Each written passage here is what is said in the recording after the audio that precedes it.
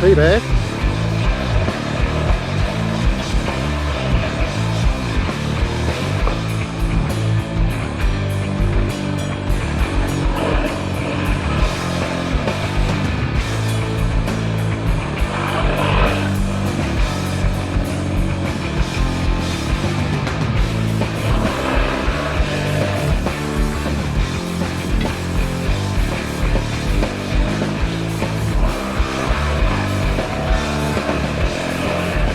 Wasn't too bad. Next time I've got to try it standing up. G'day boys and girls. Out here on New Year's Eve 2022.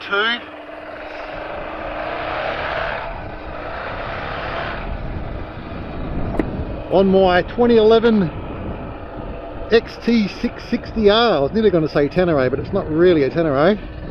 It's a predecessor to the Tenere. Predecessor to the XT660Z, so it's got the same engine, basically the same specs, just a different kind of setup in the cockpit and the bodywork and all that, but I think the frame's pretty much the same as well. So I've adjusted my gear lever up one notch to accommodate my big former boots, and so far so good. It seems a lot better. I've also cleaned up the electrical contact between the wire and the neutral switch, and that seems to be working okay too now.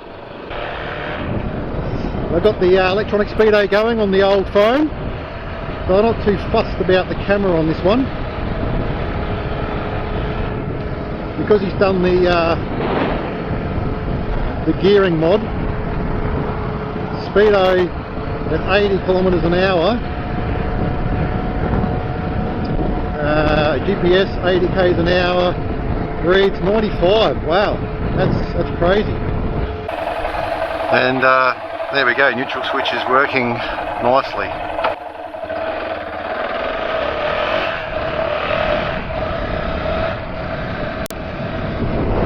You don't need ADV twins, mate, you just need one big thumper. That's all you need. Don't need twin cylinders like these new fandangled Tenere 700s, although they are quite nice. I've got the CP2 crossplane motor in the Tracer. Geez, petrol is still low, that's good. I'm going to top this up anyway to see how many k's I can get out of a tank before the fuel light comes on. And I've just realised that my phone is blocking my engine and fuel light and indicators and all that sort of shit. So yeah, I should be wary of that. I might have to make an adjustment on that. Well, that's pretty much full. And what we take? 7 litres. Alright. Sweet as, thank you. Alright, that's good. Now I can see me instrument cluster and all the lights. You can still see me speed, that's pretty good. I wouldn't mind going past one of those speed checkers. They need to have more of those, to be honest, I think. Just along the roads, you know, just as so people know exactly what speed they're doing. Definitely much better with that gear selector where it is. Heaps better. Let's put a little nick into that plastic sprocket cover, but nothing too severe.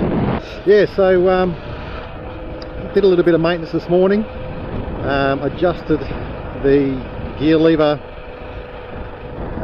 got the electrical contact cleaner on the little wire connection on the neutral switch, and that seems to be doing the job now, because it was flickering before. It would sort of wasn't real accurate, but there was a shit ton of dirt and chain oil and grease all in behind the sprocket cover. So yeah, that's all cleaned up now.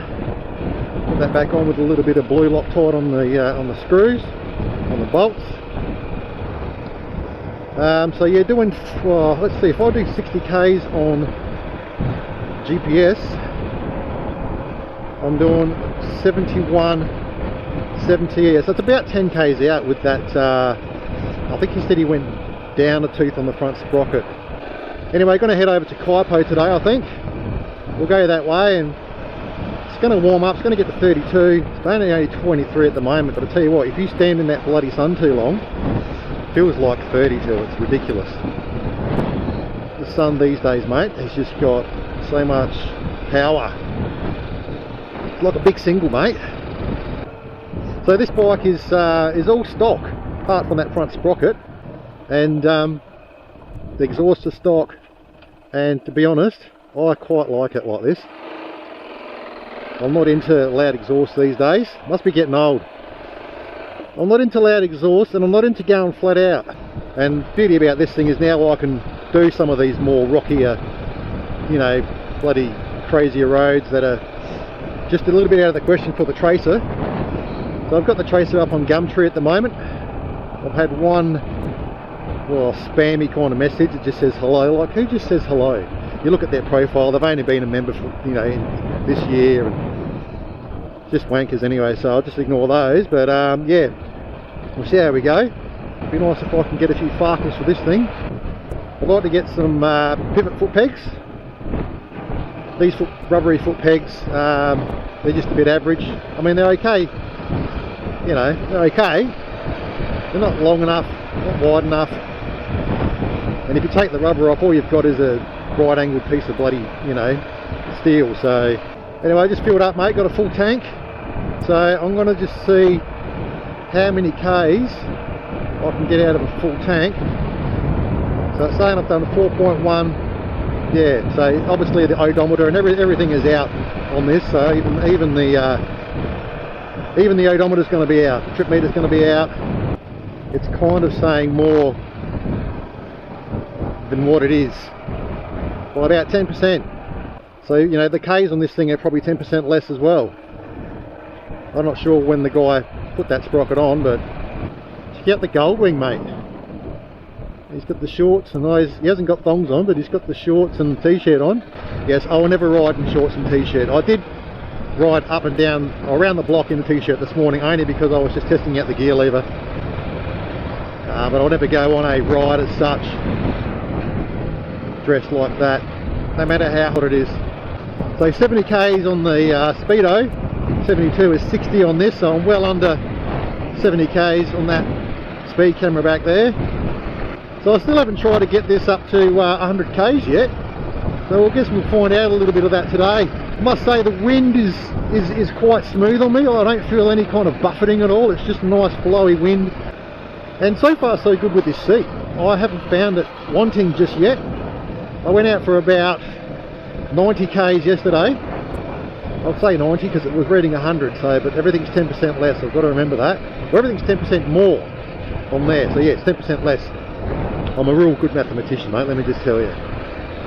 Anyway, yeah, I thought the seat was good. Had no issues with that. But we'll see how we go on a longer trip. I do like the longer kind of motocross seat, you know, it's a bit like the KLR seat, where you're not sat in that one position like on the Tracer. You're sort of, your bum sculpted into that, you know. But I measured the seat height on this, and I think it was 875 or around about 870. Anyway, just over there, down this gully here, a little bit further up, this is where I bought the bike from, right up here in Happy Valley. I should drop in the bloke one of these days and see how you're going. But he said, any questions, mate, and if you want any GPX routes and all that sort of stuff, let me know. And it's quite a nice chap, very friendly and informative. Yeah, so his house is literally, I don't know if you can see it, it's that grey one over there. So it's, yeah, that's where I bought the bike from yesterday. I only test rode it up and down his driveway to get a feel of it, and I thought, yep, no, this is fine, mate, this is great. He owns all this land in here. He's got a whole bunch of grass he's got to keep cut all the way up here to the road, basically, down in there. I'm going to go down to Twisties. Let's get a feel of this bike on the Twisties. So I took a little bit of slack out of the chain as well, probably around about 5 to 10 mil. I just moved the adjusters by about, it was around about a mil. Just pulled the wheel back a bit. Just seemed really slack. I looked up on YouTube how to do it and stuff, and I have got a bike lift, big jack thing, but it's buried in the corner of the house, so I just sort of did it. I just moved it a little bit. Should be alright. It was feeling pretty slack yesterday.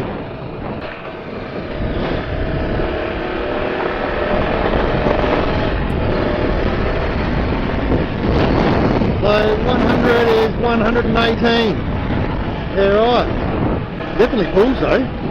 Definitely got more power than the KLR, and I know there is an electronic device that you can get to make the speedo read the right thing. Yeah, so until I get some full knobbies on this bike, I'm going to be a little bit, you know, unconfident, I guess is the word, on the gravel, because yeah, these tyres are a bit more skatey.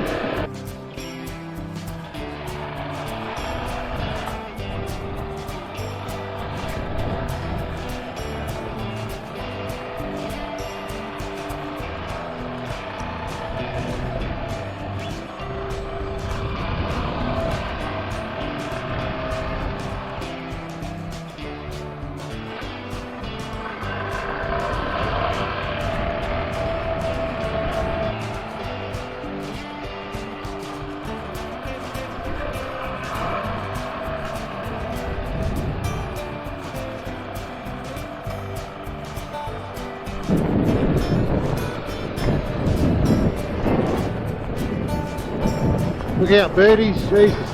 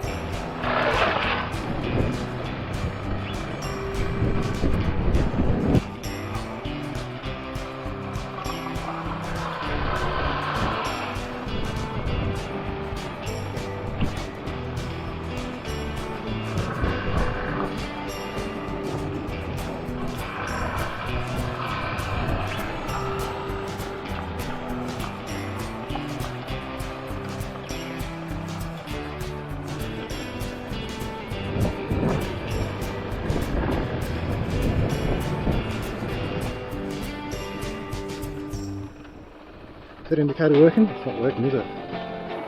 Yeah, right. Okay. Alright, I'll have to get a look into that. I've got to fix that up. So anyway, left one's working, but yeah, the right one, I think the contacts are a little bit dodgy. I've got to flare them out a bit or something. It was working yesterday, it was sort of on and off. See if Chukarloo's open or not. Chukarloo, however you want to call it.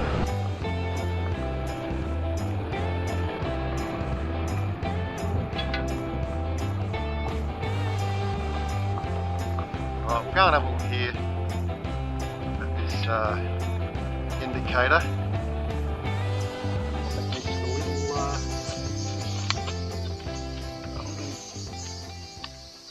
So a ranger just came along and he said, "Oh mate, can you move your bike, you know, you're not supposed to have vehicles in your motor." I said, "I just want a bit of shade, try and work on the bike." He said, "Oh, there's a little bit of shade there, like a tiny little bit of shade."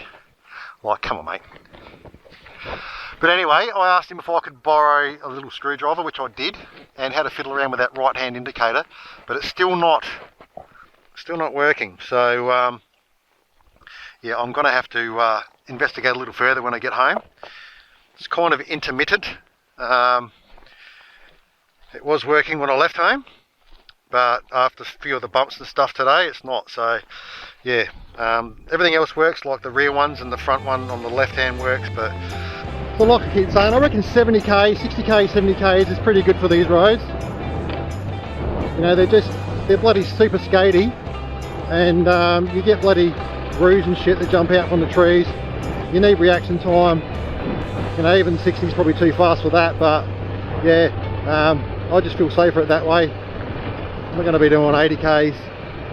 I just never like doing high speeds when you've got trees right up to the road, because you just can't see kangaroos and shit. It's so nice having a quiet exhaust. I can only hear the motor. I can't even bloody really hear the exhaust until you're sort of gunning a bit. But yeah, she's quiet as. Quiet as a moose.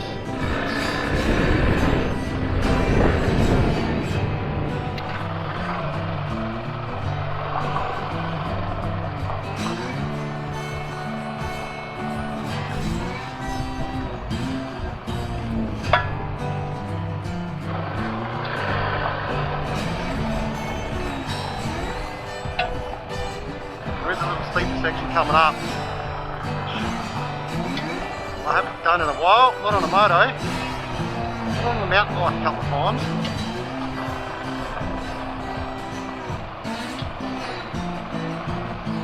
Right, cross over here. Now this rut.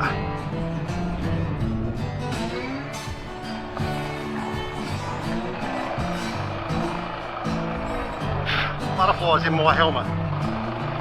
Yeah, it's a bit rough. I think that's the worst of it.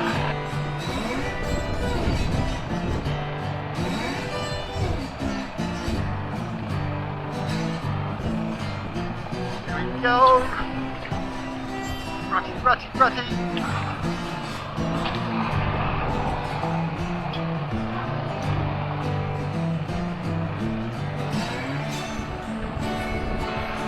Looks a little sandy in spots too.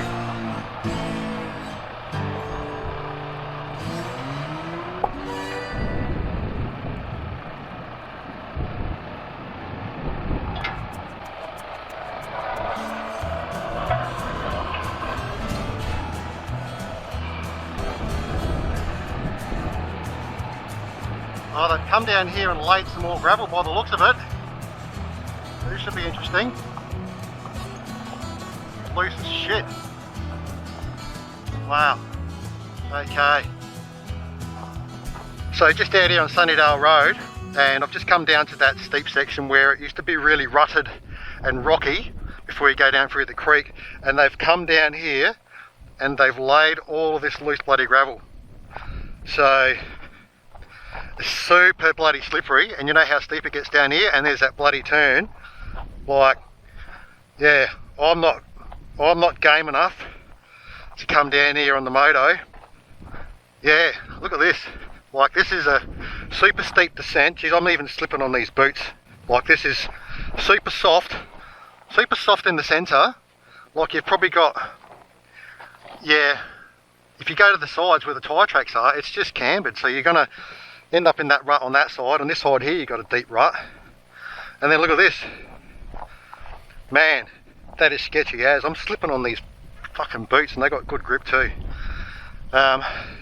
Yeah, I'm not gonna give that a go. I just don't have the confidence yet. I'm not on that bike anyway to come down here, because you literally need to. You can't really stop. There's not much braking you can do.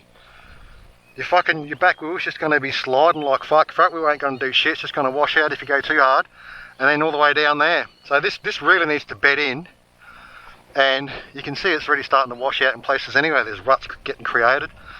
So yeah, I would not come down here on the moto. Not with my skill level anyway. It's a no from me. I'll watch somebody else do it first, maybe. But my tyres, like, have a look at these tyres. You know, that's not really a D606. Yeah, they're just not biting into the gravel enough for me. I'm finding that they're still pretty sketchy. I mean, they've got 22 PSI in them, mind you, but they're still a bit sketchy on the loose over hard pack. So there's a lot of loose gravel around. We've had a lot of rain. Fuck off, fly. We've had a lot of ruts created and washouts and whatnot, and then all the loose gravel that sort of comes with that getting washed around. Then also this new gravel that they come along and stick over the top. You know, it's just, I know down the bottom it gets pretty muddy, and that's not a bad idea, sticking the gravel through there where it's a little flatter, but on this steep descent with the cambers and the turn, yeah, not for this puppy, mate, not for this puppy. Let's get out of here. A bit of sand around, pockets here and there. I tell you what, you've got to hang on to the bloody handlebars of this. when you twist that throttle, mate, she pulls like a motherfucker.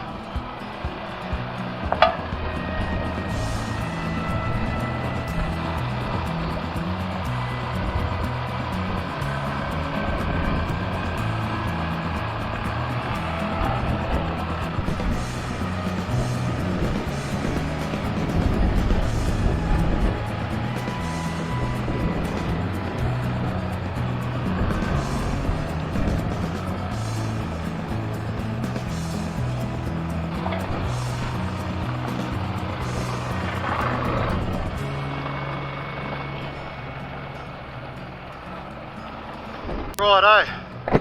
Yeah, right, so, I mean, just, I'm not going to try that on these tyres, for one, and not without somebody else with me, in case I do drop the bike on a ridiculous off-camber loose section. And I want to see somebody else do it first. You know, I just don't have the confidence.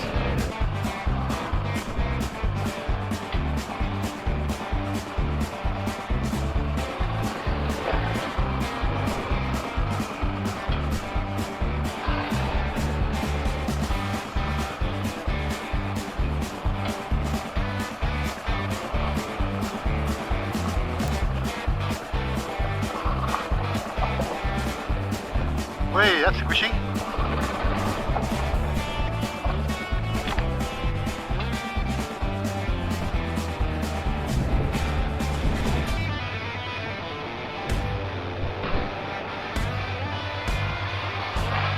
Make some like steg pegs. Stegs, pegs, what do you call them? For your legs to grip onto.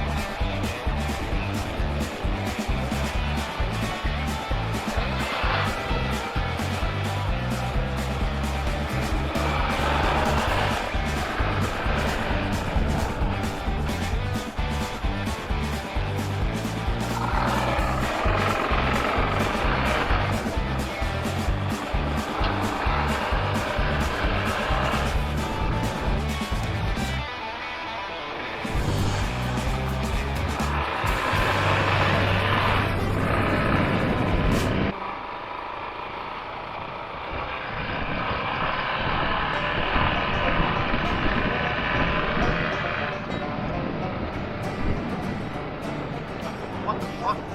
Shit. Yes, I know. I'm out of that fucking habit.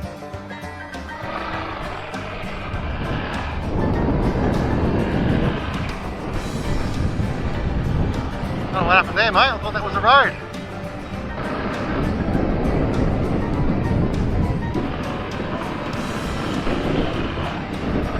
Have a little look at all this loose shit in the corners here, man. That's where old mate and his beamer went off. Mind you, that's where old mate and his beamer went off. Mind you, he was on road bike with road tyres.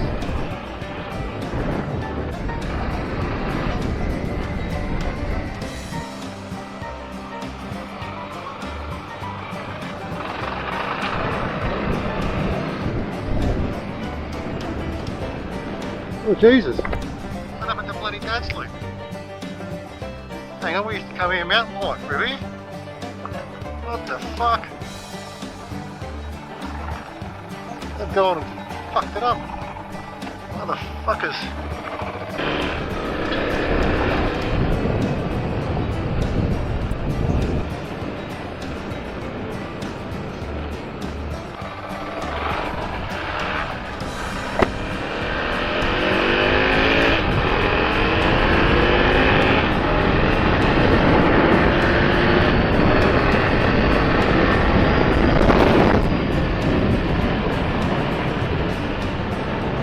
This thing certainly pulls, mate.